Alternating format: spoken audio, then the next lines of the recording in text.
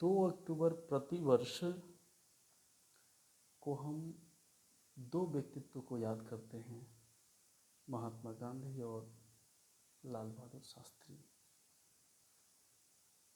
इसमें शास्त्री जी का जीवन बहुत ही साधारण, सरल और एक अनुकरणीय व्यक्तित्व के रूप में रहा है भारतीय राजनीति में।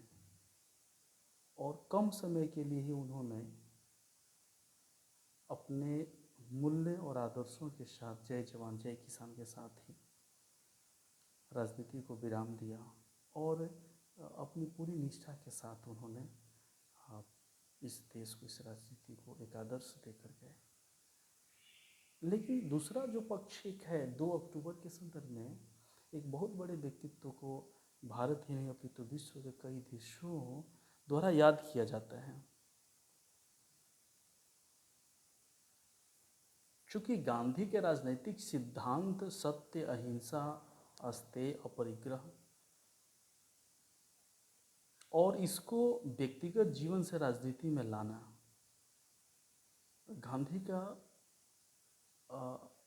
अंततः यह प्रयास था कि जिन मूल्यों को हम स्वयं में धारित करते हैं, स्वयं में स्थापित करते हैं, उन मूल्यों को हम राजनीति में लाएं, तभी नैतिक राजनीति की बात उन्होंने किया, मूल्यात्मक राजनीति की बात की।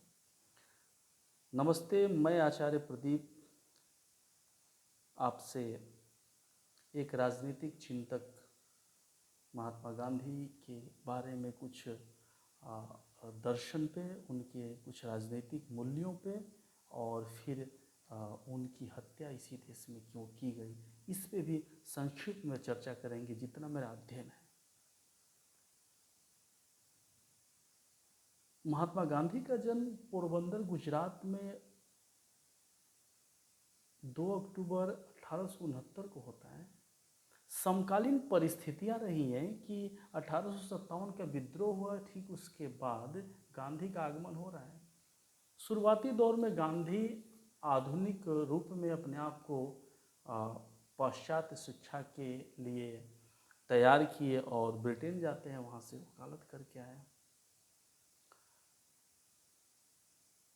अफ्रीका गए और अफ्रीका में उनके साथ नस्लीय भेदभाव हुआ, रंग के आधार पर भेदभाव हुआ और ये उनके मन मस्तिष्क पे गहरा प्रभाव छोड़ा और उन्होंने संकल्प लिया जीवन में कि मैं इस नस्लीय भेद को समाप्त करने का प्रयास करूंगा,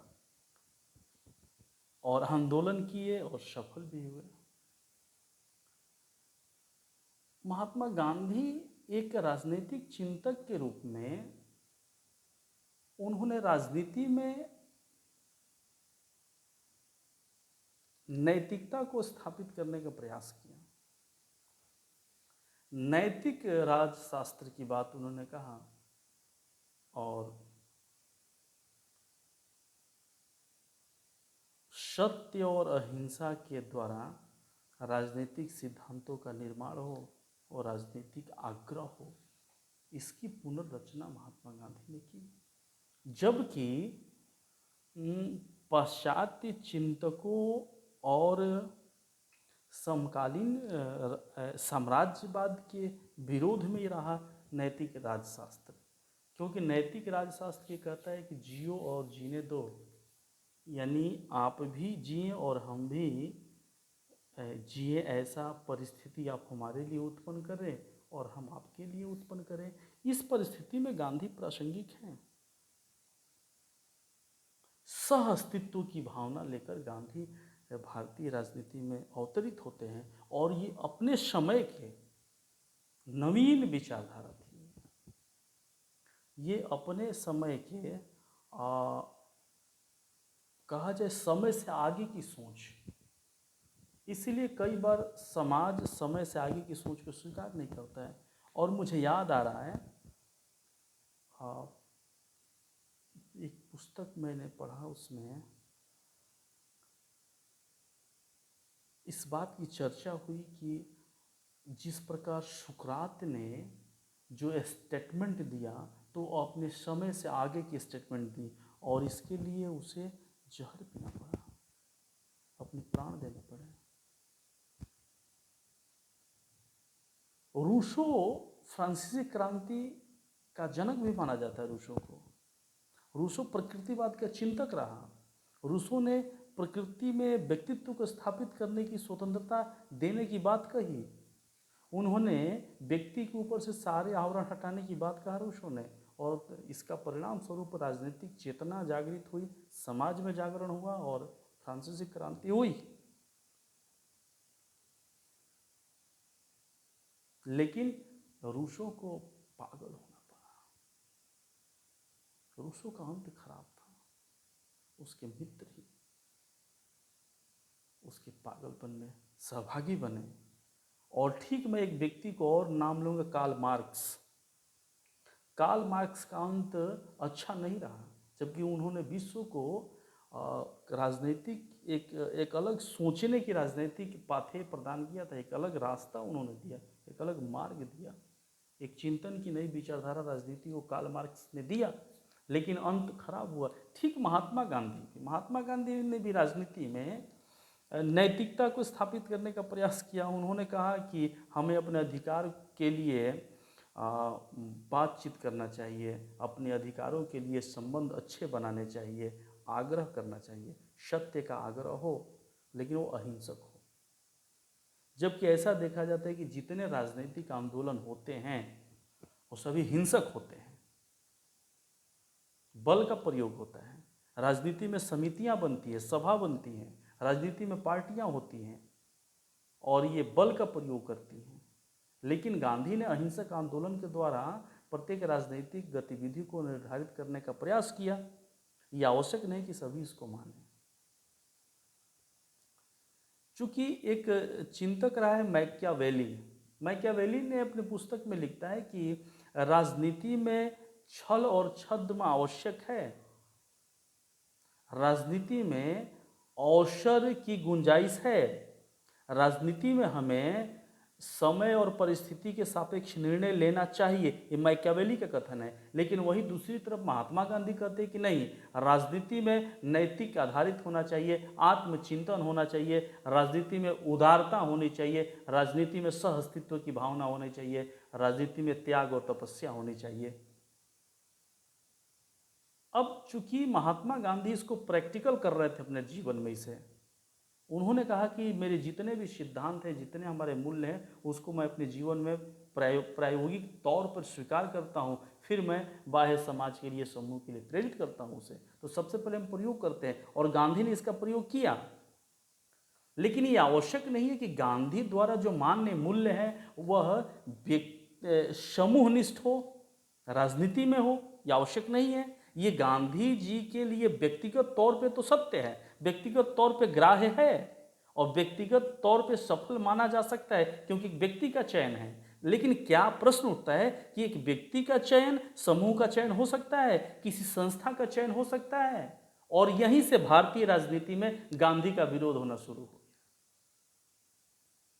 निसंदेह दुनिया के अच्छे राजनीतिज्ञ थे महात्मा गांधी, निसंदेह दुनिया के अच्छे व्यक्तित्व थे, लेकिन भारतीय राजनीति की जो आवश्यकता थी, भारतीय राजनीति जिस दिशा में काम कर रही थी, भारत की स्वतंत्रता आंदोलन में जो संस्था समितियां काम कर रही थी, तो क्या उन संस्था समितियों को गांधी के सिद्धांतों से समाधान प्राप्त हुआ? ये नहीं, ये विचारणीय विषय है।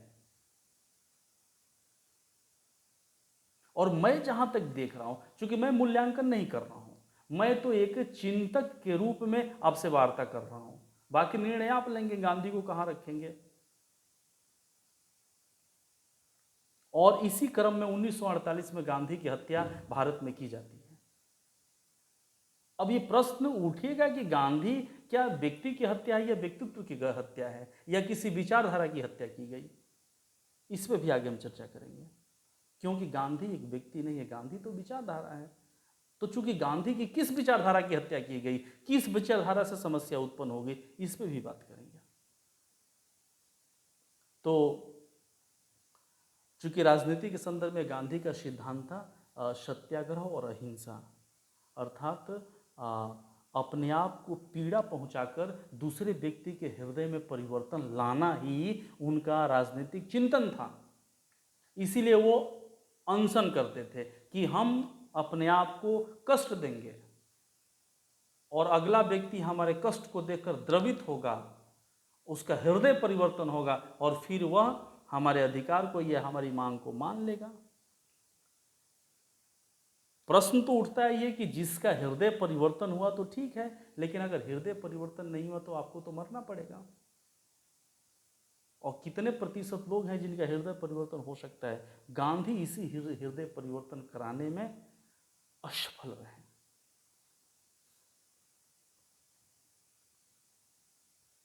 बस संक्षिप्त में थोड़ा सा मैं चर्चा करूंगा कि भारतीय राष्ट्रीय आंदोलन के दो ध्रुव बन गए। एक तो मुस्लिम लीग केवल द्विराष्ट्र सिद्धांत के द्वारा अलग राष्ट्र के लिए आंदोलन में उतर गई हो। मुस्लिम लीग का मूल्य अलग, मुस्लिम लीग के अपने आदर्श अलग हैं, मुस्लिम लीग के नियम कानून अलग है, मुस्लिम लीग की जीवन पद्धति अलग है, राष्ट्र के रूप में संकल्पना अलग है और इस स्वतंत्रता आंदोलन में उद्देश्य ही अलग है मुस्लिम लीग का। तो राष्ट्रीय आंदोलन में मुस्लिम लीग ने मुस्लिम राष्ट्र के लिए आंदोलन शुरू किया और वहीं महात्मा गांधी हृदय परिवर्तन की बात करते थे। महात्मा गांधी कभी नहीं मानते थे। महात्मा गांधी स्वयं को सनातनी कहा।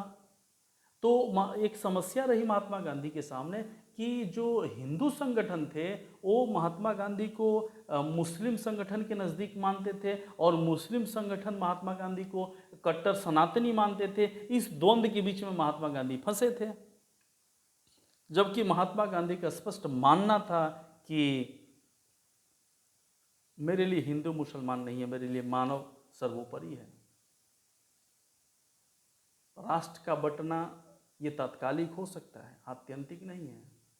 और संपूर्ण धर्म का सारांश है मानवता की सेवा करना और मैं उसी धर्म का निर्वाह करता हूँ। मेरे लिए हिंदू मुसलमान नहीं है। लेकिन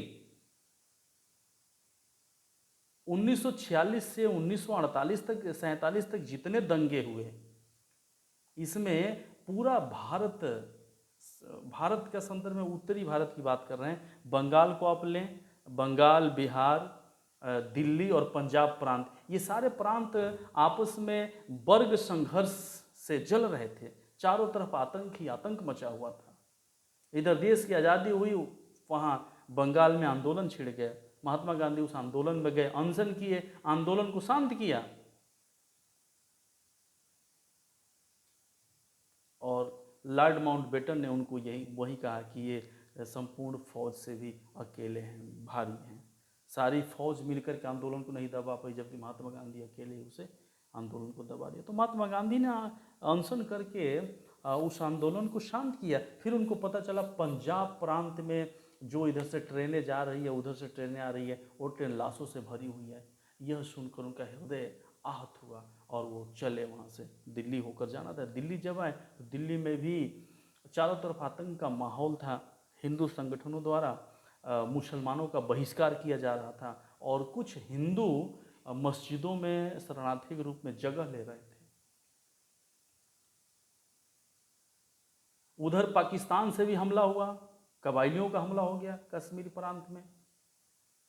भारत को जो पैसा देना था उस पैसे को रोक लिया गया कि नहीं, पाकिस्तान को ये पैसा नहीं देंगे, क्योंकि पाकिस्तान उस पैसे को युद्ध में इस्तेमाल करेगा, भारत के विरोध इस्तेमाल करेगा, इसलिए हम पैसा नहीं देंगे, रोक देंगे। गांधी ने दिल्ली में अनशन किया, जबकि पंजाब में हिंदू मारे जा रहे थे। तो चूंकि हिंदूवादी संगठनों को ये लगा कि गांधी जी मुसलमानों के नज़दीक ज़्यादा है, मुस्लिम लीग के नज़दीक ज़्यादा है, उनको ज़्यादा रियायत दे रहे हैं। गांधी जी पंजाब नहीं गए, अपितु वो दिल्ली में अनशन किए और अनशन में अन्य मांगों में दो मांग ये भी थे कि पाकिस्तान को तत्कालिक रूप से पैसा दिया जाए जो देना है, और मस्जिदों से जो हिंदू उसमें शरणार्थी हैं उनको बाहर किया जाए, जबकि उनके पास कोई जगह नहीं था, हिंदुओं के पास शरणार्थी थे। दोनों मांगे मान ली गई महात्मा गांधी की, अनशन किए थे। तो हिंदूवादी संगठनों को लगा कि महात्मा गांधी अपने विचार से, इनकी विचारधारा से नुकसान हो रहा है देश को, देश तो बंट गया, हिंदू मुसलमान आपस में लड़ने लगे। इस तरह से ये देश का बंटवारा और दोनों धर्मों के बीच में एक युद्ध हुआ भाई।